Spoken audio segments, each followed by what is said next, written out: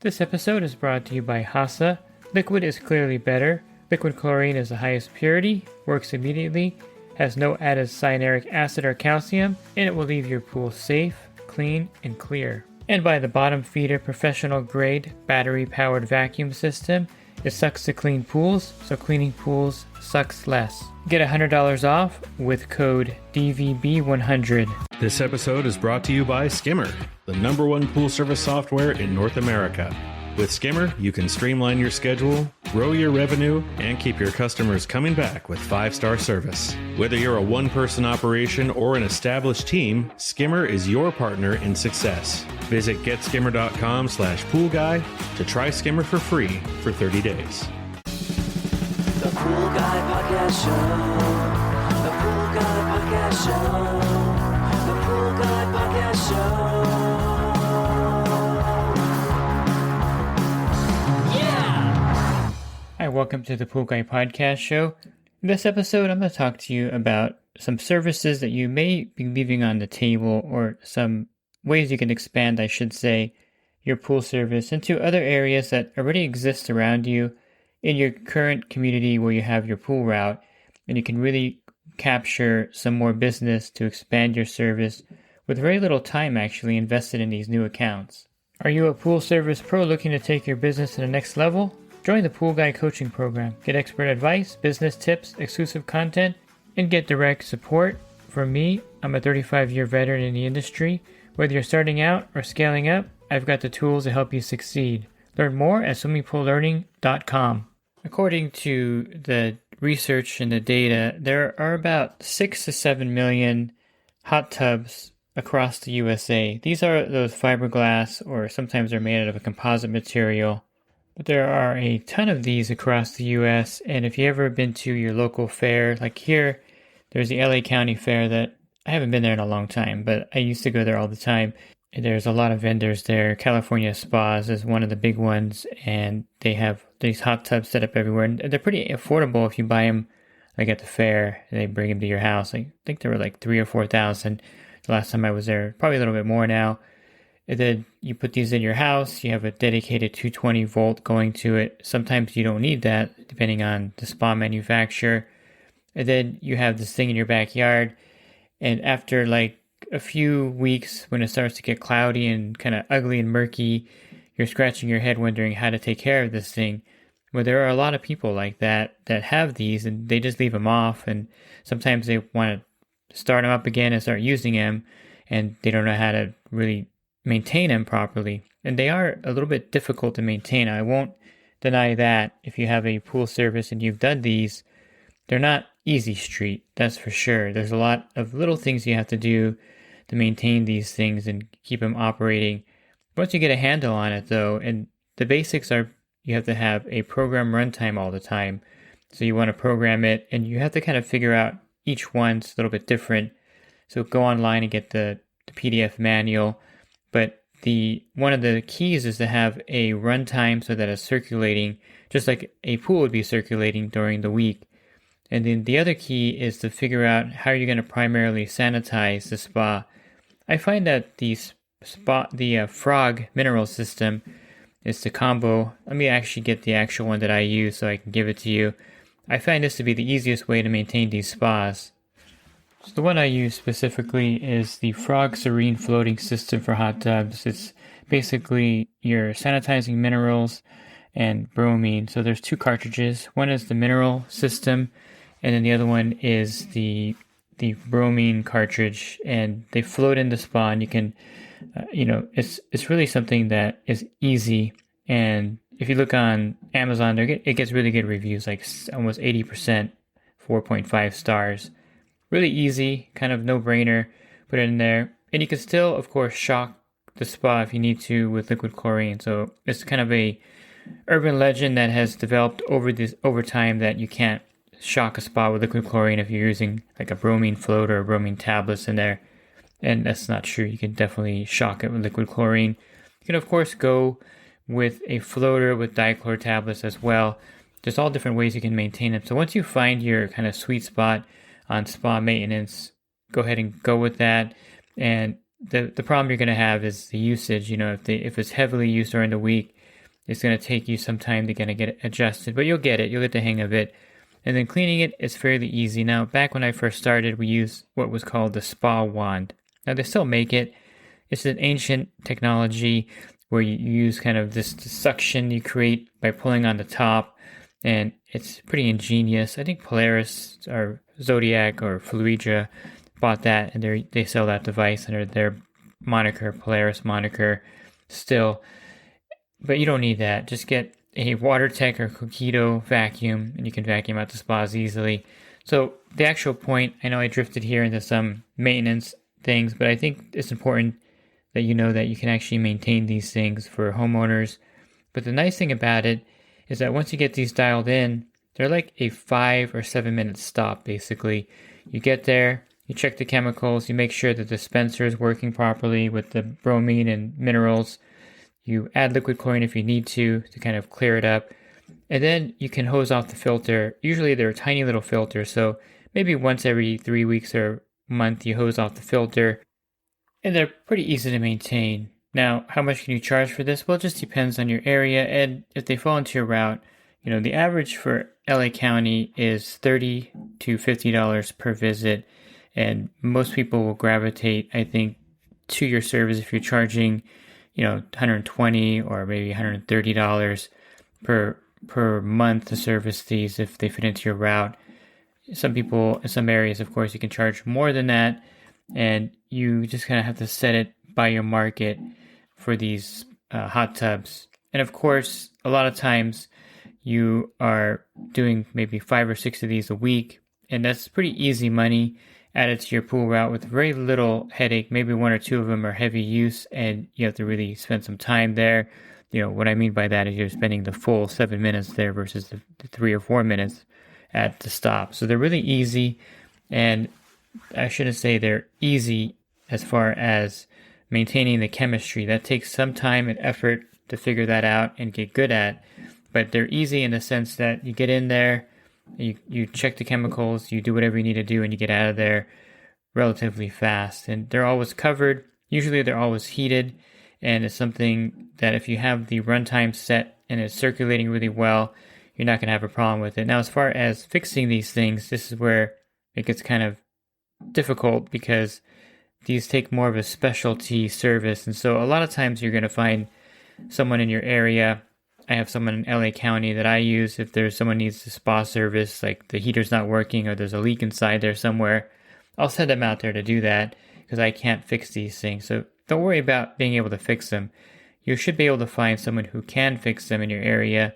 You can ask someone at your supplier, hey, do you know anyone who works on these, hot tubs? Or you can call like your local hot tub dealer. Here it's Cal Spas, and they would probably refer you to someone that can fix these things. So don't worry about repairing them if there's a problem. You just need to know how to program them, how to put a time in there, and how to explain to the customer how to turn it on, turn the jets on. Very simple to do. Once you get, a few of these under your belt, you'll be able to figure out each system. And it usually in your area, the manufacturer is dependent on your area. So a lot of Cal Spas here in my area, and you're not gonna have a lot of divergence, a lot of different systems that you have to learn. I don't think, at least in my area, they're all pretty similar. And it's a great way to build your route. So if you have like 50 or 60 service accounts, and you add 10 of these hot tubs on there, you've just grown your pool route income-wise really well with very little time involved on your part except driving to these stops, getting out and doing these hot tubs. Now, you don't want to pick up hot tubs outside your service route, of course. That wouldn't be logical. You just want to make sure you kind of have them scattered about your service days, and so they're kind of on your route already. I wouldn't consider adding these in a new service area. That wouldn't be very lucrative as far as time and money in that case, but you can find plenty of these in your service area and your service route pretty easily by advertising for them. And I've had people come out and just stop me like, hey, do you do spas? Several times. And I go back there and I give them a bid for it. And some people may say like, well, that seems kind of expensive, but you got to explain to them that there's time involved and you're going there and you're making sure that it's maintained and it's safe to swim in every week. And there's no one that's going to go there and do it any cheaper because then you're losing money at that point. Now, what if you have a customer that has a pool and one of these on the deck already and they want you to maintain it? For that, I do give a discount because I'm there already, and it's not a big deal for me to go to the spa and do the spa. Now, how much of a discount is up to you and your business, but if they have a spa or hot tub already separate from the pool and they want you to start maintaining it, definitely take that and give them a little discount because you're there already at the stop. I don't know, maybe charge them $100 a month or $90 a month for this hot tub since you're there doing the pool. And, you just want to be fair and you just don't want to lose that. You want to capture that extra money at that stop, of course. So whatever you think is going to capture that, give them that number to get that hot tub and add that to your pool route because you're there already. So it's actually a perfect extra money kind of making. If you charge, $90 and after 1 year, that's over $1,000 just by you being there in the backyard. So it's definitely lucrative. Other things you could take care of at properties, and I've had this also where there's no pool and there's no spa, but they have a water feature in front or a water feature in some part of their yard. Now, you may have some accounts where they have a pool and spa and then 1 or 2 or 3 water features as well. And that's common in certain areas where they have the water features with the pool. And then, of course, you would charge separately to do the water feature service. The water tech devices come in handy for these to vacuum out the dirt. And you can also use the bottom feeder, which will vacuum down to as little as 3 inches of water. So it's great for getting debris out of these water features. And to me, I just like using dichlor and liquid chlorine in the water features. It seems to work really well. And it's something that I've been using. I wouldn't recommend using trichlor tablets because a lot of times these water features have a small motor and the trichlor has acid in it and it'll drop the pH down pretty low in these water features or fountains with those motors built into them. So just be careful about that. You want to just use dichlor and liquid chlorine. The reason why I like dichlor is that it has some cyanuric acid in it. So it'll add some stabilizer to the water feature as well. And to me, it doesn't really matter if the cyanuric acid level is at 100 or 200. You don't have to worry about it too much if you're going to be heavy with the dichlor and light with the liquid chlorine. No one's going to be swimming in it except the birds maybe. And so it doesn't have any effect. And no one's going to be testing it, the health department or whatever. So you can, even if it's at like a resort, you want to make sure that you're maintaining it so it's clear. And I found that dichlor and liquid chlorine are a perfect combination for these water features, and you can keep them clear, and then you could charge depending on the size of it and the time it takes you to clean it. And it's really hard to gauge how much to charge for certain water features, in my opinion, until you actually start doing it. But you want to make sure you're paid for your time and effort, and probably similar, if it's a small water feature like 250 gallons, like a hot tub, I wouldn't say that you shouldn't charge about what you would charge for a hot tub. That sounds logical. A 400-gallon water feature, maybe charge what you would charge for a 400-gallon hot tub and so forth. But there are a lot of these out there as well in people's front yards, in the side yards, and try to capture some of these water features and fountains as well and bring them onto your route. Pretty lucrative, pretty easy, and it's really nice when you go to stop and you're just like vacuuming the fountain in front and then you leave.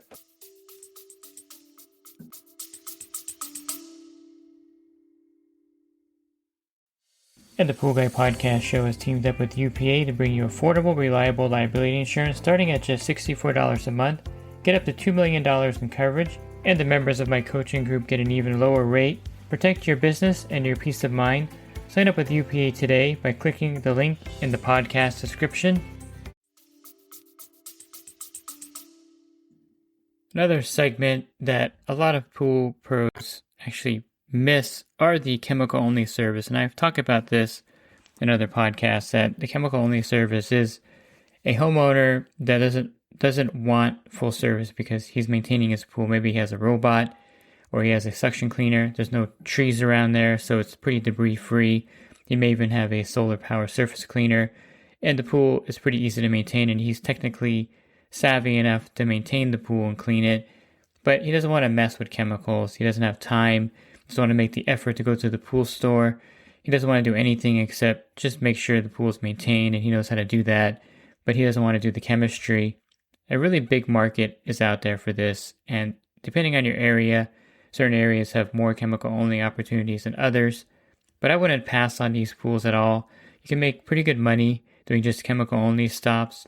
And what's nice about them is if you have 60 or 70 full service stops, and then you have 15 or 20 of these chemical only stops, it really breaks up your day really well, where you're doing 4 full service accounts and you do a chemical only, then maybe 5 more full service and 2 more chemical onlys. And it just makes your day really fast, and you're getting paid to do the chemical only service, which is nice. And it's something that's going to make your route lighter, but also add income to your day because you're passing by these pools anyway. You might as well take them, do the chemical only service, and then continue to the full service account at your next stop. And the nice thing about this, you can actually tier the chemical service depending on how much you want to do there. So you can do chemicals only. You can also have a second level, which is chemicals only, and you're cleaning out the baskets for the customer, pump basket, skimmer basket. You can do chemical only and baskets plus skimming the pool. And then you're getting closer to the full service at this point, but there is one more level. It's chemicals only with brushing, netting, and checking the baskets. And the only thing missing, of course, is cleaning the tiles and doing the vacuuming of the pool, maintaining the cleaner and make sure everything's working. And also the filter service would be separate. And you can also offer that to the customer that you do filter service as well. And of course, that's one other area that you can actually make pretty good money doing, which is filter cleaning service. If you like cleaning filters, there's a big market for that as well. There was one summer where I needed extra money, and so I advertised that I do filter service on my truck, and I got quite a lot of homeowners that wanted me just to go back there to clean their filter. A lot of them didn't know how to clean the filter. Some were new homeowners that bought the house. Others were, hey, if this guy can clean the filter for me, that's great. I'll have him do it. Some were elderly. And then there was some that the filters weren't working properly, and I went there and cleaned them and fixed them, changed the grids out. Ended up getting full service accounts out of these filter cleanings as well. So this is a good service to offer too, that you do filter cleanings for people. And a lot of times it turns into a full service account over time. When you get there and you're like, hey, the pool doesn't look that great, you're going to have to, I can help you turn it around, and then I'll clean the filter. You charge them for that, of course, for the cleanup. And then they'll be like, hey, the pool looks great with you cleaning it when you cleaned it, so let's just have you clean the pool every week. So the filter service is also something that you can offer. If you have the time to offer it in your area, I definitely would offer filter cleaning service only. And you would want to charge, depending on your area, anywhere from $85 to $120 for the filter cleaning. This is a full-size filter, a quad cartridge filter or a D filter, a fairly good-sized D filter. And you can make pretty good money doing filter cleaning, plus you could land some service accounts as well. All these can be captured right in your service area with very little effort if you wanted to capture that market. And I kind of like it because it breaks up your day again. You're not doing like 14 full service pools. You're doing some spas and you're doing some chemical onlys. And then maybe you're doing 1 or 2 filter cleans during that week. And it's a great way to make extra money without really spending a lot of extra time out there on your pool route, which is something that I think is great about these kind of hidden gems out there along your pool route. If you're looking for other podcasts, you can find those by going to my website, swimmingpoollearning.com. On the banner, click on the podcast icon. There'll be over 1,800 podcasts there for you. Also, if you're interested in my coaching program, you can learn more at poolguycoaching.com. Thanks for listening to this podcast. Have a great rest of your week, and God bless. This episode is brought to you by HASA, providing products that deliver clean, healthy water for every aspect of everyday life. The bottom feeder battery-powered vacuum system, portable, powerful, and only weighs 12 pounds. And Skimmer. Get Skimmer, America's #1 pool service software. Podcast listeners can try Skimmer for free at getskimmer.com/poolguy.